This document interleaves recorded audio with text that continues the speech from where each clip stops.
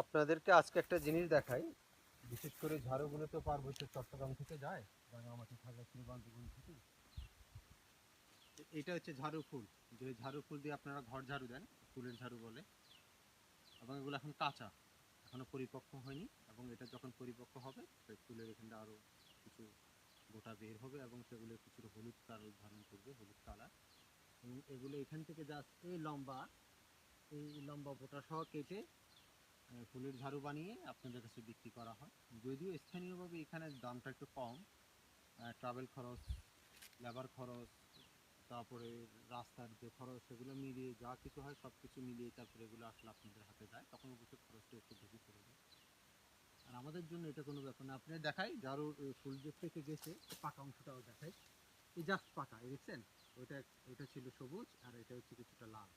হ্যাঁ, এই পাকা অংশ। এটা একটু কিছুটা ছিঁড়ে নিই আমি। এগুলো হচ্ছে আসলে ঝাড়ু।